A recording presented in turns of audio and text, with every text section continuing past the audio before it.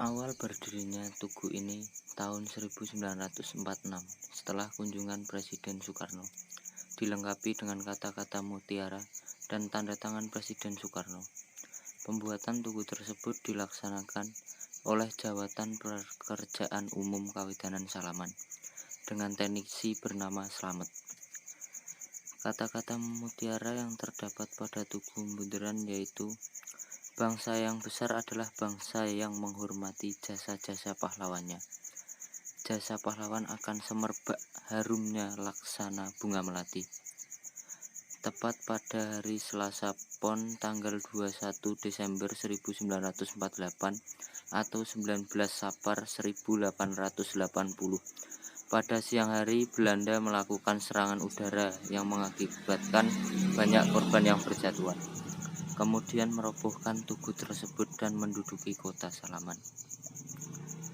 Dan dibangun kembali oleh tentara Nika yang bermarkas di markas BKR Polsek Salaman sekarang. Dengan berbentuk segi empat, di keempat sisinya terpasang gambar anjing merah dan dengan lingkaran hitam sebagai telambang pasukan Nika. Setelah pengakuan kemerdekaan, tugu itu dibangun kembali seperti bentuk semula dan dihiasi dengan lambang Batalion Infanteri 427 atau kuda putih, dengan bentuk bundar pada bagian dasar, sedangkan bagian tubuh berbentuk silinder. Kemudian masyarakat mengenal sebagai Tugu Kuda Putih Bundaran Salaman dan menjadi simbol perjuangan kemerdekaan sekaligus menjadi ikon kebanggaan warga Salaman.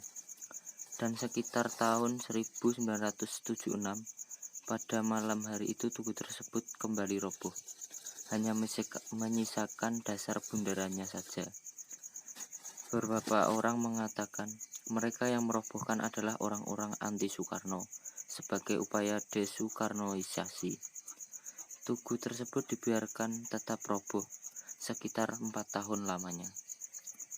Pada tahun 1980, ketika penerangan jalan dimulai dipasang di Salaman, tempat bekas tugu tersebut dipasang 3 lampu jalan Merkuri dengan 3 titik lampu. Pada tahun 1986 di Kecamatan Salaman dilaksanakan pembenahan perkotaan dengan meningkatkan jalan aspal menjadi jalan aspal hot mix sebagai ruas jalan Magelang Purworejo. Pembangunan trotoar meneruskan pembangunan yang sudah ada di ruas sebelah timur. Saat itu banyak rumah yang terkena pemangkasan untuk pembangunan trotoar.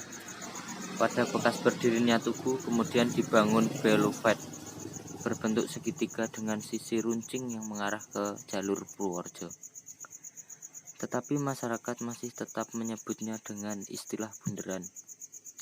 Setelah 8 tahun kemudian, tepatnya tahun 1994 menjelang peringatan 50 tahun Indonesia Merdeka, di taman bekas pohon beringin dibangun monumen perjuangan rakyat Salaman berbentuk tentara menyandang senapan dengan naik kuda putih. Namun banyak mendapat tentangan dari angkatan 45 dan masyarakat Salaman pada umumnya karena tidak mencerminkan makna filosofi karakter perjuangan masa lalu. Akan tetapi pembangunan monumen tetap dilaksanakan. Kemudian pada tahun 2003, Insinyur Kresno Pujonggo, seorang arsitek asli Gadian Salaman dan pengembang PT Bumi Loh Jinawi menjadi perancang pembangunan kembali Tugu Bundaran Salaman tersebut dengan mengambil filosofi dan bentuk dasar Tugu Salaman yang lama. Dan tugu tersebut berdiri sampai sekarang ini yang bisa kita lihat bila melintasinya.